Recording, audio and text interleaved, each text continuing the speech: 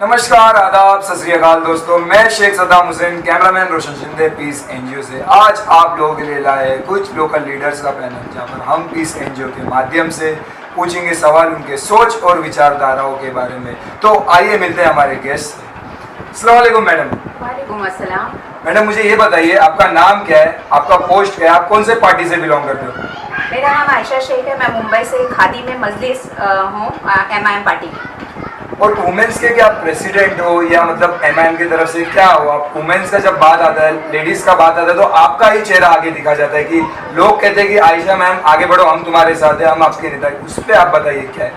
नहीं, ये लोगों का प्यार है मेरे लिए, क्योंकि जब से मैं एमआईएम में आई है मुंबई में, तब से मैं एमआईएम से जुड़ी हूँ।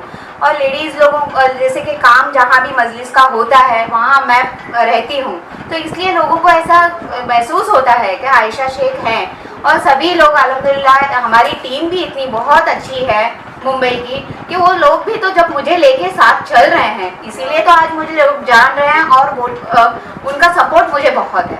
क्या मैम आप पहले अलग पार्टी में थे क्या आप कोई? नहीं, आज तक मेरे लिए दूसरी पार्टी में कभी मैं नहीं थी और ना ही इंशाल्लाह मैं इसके बाद भी कोई पार्टी से जुड़ूंगी। आप कभी वो लोगों के साथ दिख ही नहीं गए हो, अलग पार्टी वालों के साथ मिलना जुलना? मैं किसी भी पार्टी के साथ मेरा मिलना जुलना नहीं होता। मैं क्योंकि जाना पसंद नहीं करती हूँ। एमआईएम पार्टी मेरी मजलिस की पार्टी थी, इसलिए मैं बेखौफ अपने लोगों के बीच उतर के मैं काम कर रही हूँ और काम कर सकती हूँ इंशाल्लाह। अच्छा मैम, मुझे ये बताइए, आप कितने साल से सोशल वर्क का काम कर रहे हो? मुझे सोशल वर्क का काम करते हुए मैं 3 साल हो चुके हैं। 3 साल से आप मुंबई में सोशल वर्क का काम जी। कर रहे हो। अच्छा, अभी तक आपने 3 साल में क्या क्या काम किया?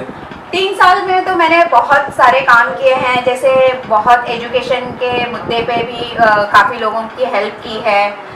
जैसे घरेलू मुद्दे पे भी बहुत हेल्प की है।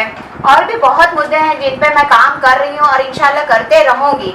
और ऐसे काफ़ी काम मैंने किए हैं जिनको मैं मीडिया पे या ऐसे तो दिखा नहीं पाऊँगी, सॉरी। फिर भी मैम, आपने कहा है कि बहुत काम, बहुत लोगों के लिए, बहुत काम। आपने क्या काम किया? कुछ काम तो आप स्पेसिफाई करो कि मैंने ये काम किया है। आप स्पेसिफाई नहीं करो, आप कह रहे हो सिर्फ बहुत काम, बहुत लोगों के लिए। तो बहुत क्या काम किया? तो जैसे तो मैंने आपको बताया ना कि मैंने एजुकेशन के मुद्दे पे काम किया है, घरेलू मुद्दे पे जैसे लेडीज के कुछ मुद्दे होते हैं पर्सनल, उन पे काम किया है। जैसे क्लासेस के थ्रू मैं क्लासेस चलाती हूँ, उस क्लासेस के थ्रू बेस पे मैंने बच्चों को हेल्प की है पढ़ाई के लिए। और मैं खुद क्लासेस चलाती हूँ, जैसे होम साइंस का मेरा खुद का क्लासेस चलता है, वो मैं बच्चियों के लिए, जैसे गर्ल्स के लिए मैं वो एजुकेशन फ्री देती हूँ। अच्छा, तो मैम आपने 3 साल में एडुकेशन पे काम किया।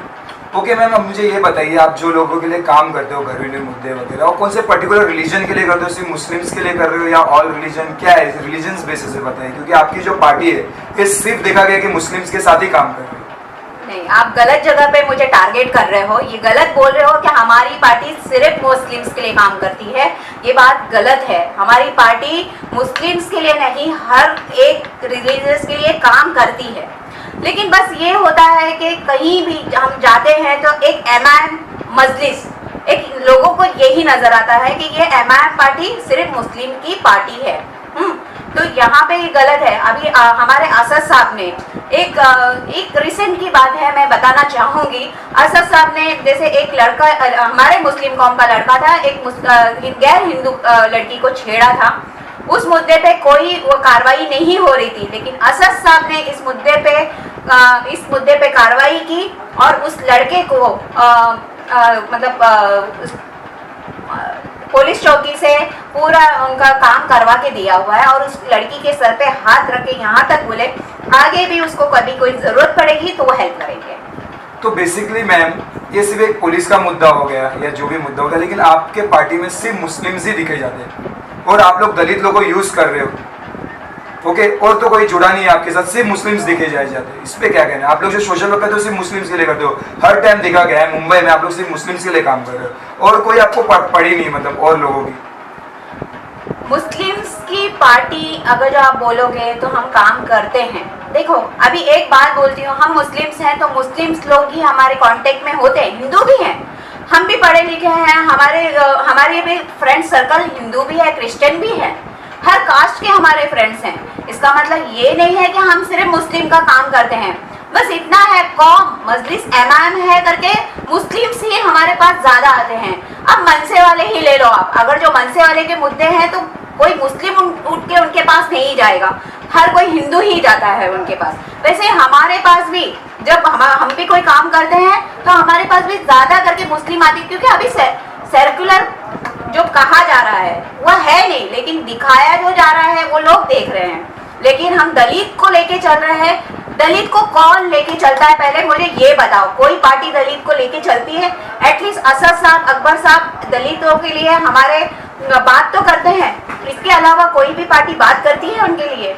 मैम बात किया तो जाता है, हर एक पार्टी वाले दलित लोगों को यूज करने के लिए लिया जाता है। दलित एक आज के मुद्दे पे ऐसा बना है कि हर एक पार्टी आता है दलित दलित दलित, ये एक मुद्दा बन गया है। तो आप लोग भी एक मुद्दा बना रहे हो एक दलित का।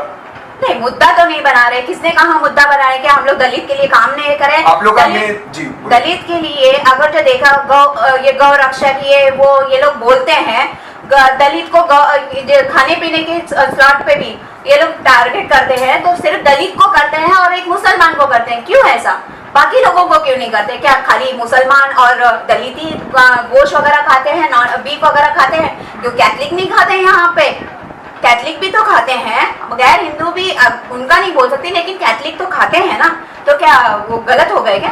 तो मैम जैसा स्लोगन बदली होते जाएगा क्या, धीरे धीरे दिन जाएगा? जैसे पहले स्लोगन था जय भीम, अब ऐसा रहा जय भीम जय भीम, ये क्या स्लोगन है? क्योंकि अब हमारे साथ खुल के जय भीम जुड़ी है, तो इसीलिए हम जय भीम और जय भीम बोलेंगे। अभी मैम ये बताइए, आने वाले दिनों में क्या आप इलेक्शन कंडक्ट करने वाले हो? इंशाल्लाह। अच्छा मैम, आपका फ्यूचर एजेंडा, फ्यूचर मिशन, आप फ्यूचर में क्या काम करना चाहते हो लोगों के लिए? लोगों के लिए तो मैं तो यही कहना चाहूंगी, लोगों का सपोर्ट भी बहुत जरूरी है, तभी मैं उनके लिए काम करना चाहूंगी। क्या काम करोगे आप? मिशन क्या होगा आपका, एजेंडा? देखो मेरा मिशन तो लोगों के प्रॉब्लम्स काफी हैं, क्योंकि आप देखोगे अगर जो कांग्रेस इतने साल से सत्ता में रही, इतने साल तक सत्ता में रही, उन्होंने क्या किया है? तो मेरा मुद्दा रहेगा एजुकेशन पे ज्यादा। जैसे मुस्लिम बच्चे, अगर आप बोल रहे हो तो मुस्लिम पार्टी, तो जैसे रिजर्वेशन आप बोलते हो, रिजर्वेशन हमारे बच्चों को नहीं है। 5% जो मिला था वो भी अभी तक मिला नहीं है। तो जैसे मैं एजुकेशन पे ज्यादा काम करना चाहूंगी, और जहाँ तक नौकरी, बच्चों के जो मुसलमान बच्चे हैं उनको नौकरी तक नहीं मिलती है, जहाँ जाओगे मुस्लिम, वो उस पर काम करना चाहूंगी। और दूसरा, जो घर लेने के टाइम पे भी बहुत सारे मुद्दे आते हैं कि हम जाते हैं मुस्लिम है तो वहाँ घर भी मिलना बहुत मुश्किल हो जाता है।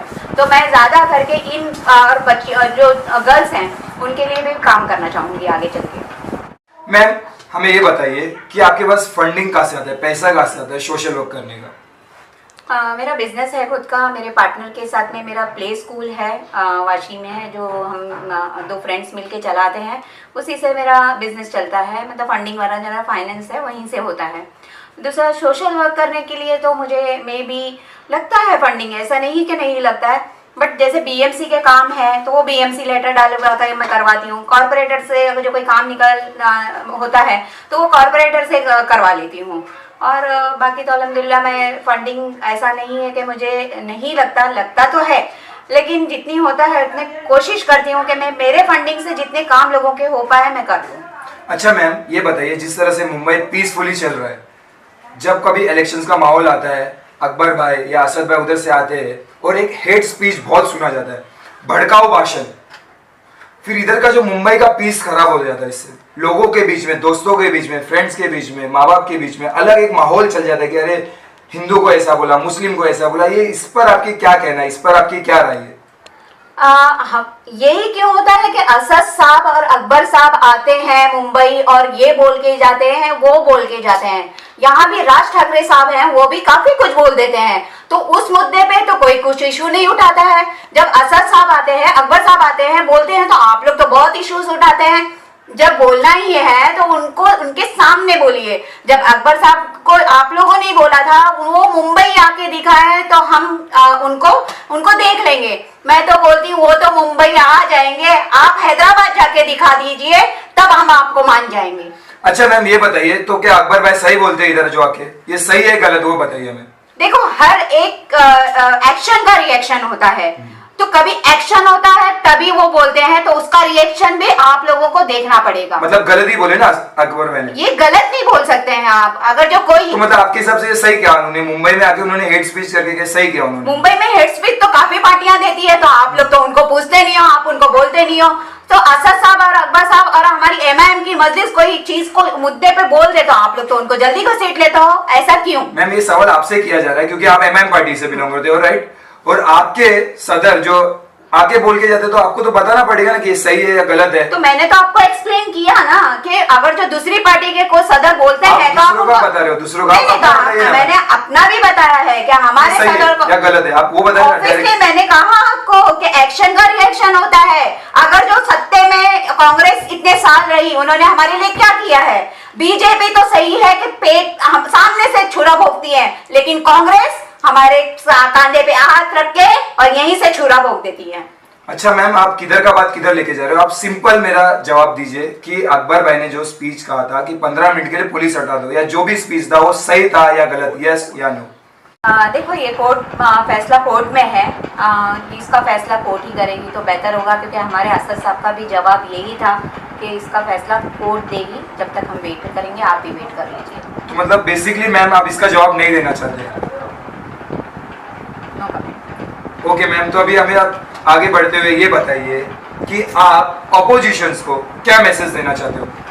ऑपोजिशन के लिए तो मैं यही कहना चाहूँगी, 2017 अब दूर नहीं है, तो वेट एंड वॉच। आप लोग भी यही हैं, हम भी यही हैं, मजलिस के लिए हम भी काम कर रहे हैं। इंशाअल्लाह मजलिस को हम जिता के लाएंगे, ज़्यादा से ज़्यादा कॉरपोरेटर्स हमारे मुंबई से ज़रूर आएंगे और हम जितना भी है मेहनत करेंगे और पार्टी को अपनी आगे बढ़ाएंगे। अच्छा मैम, ये बताइए फिर लोगों को या आपके रहवासी को क्या मैसेज देना चाहते हो?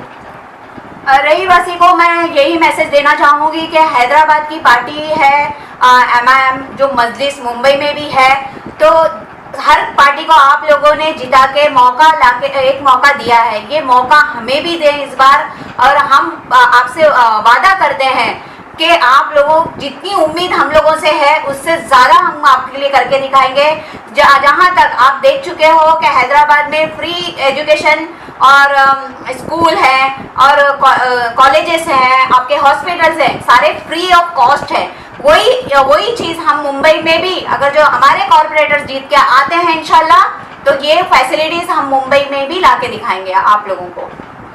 ओके मैम, तो हम पीस एनजीओ के माध्यम से आपकी सोच, आपकी विचारधाराओं को लोगों तक पहुंचाने की कोशिश करेंगे। Thank you so much for coming ma'am. जय हिंद, जय महाराष्ट्र।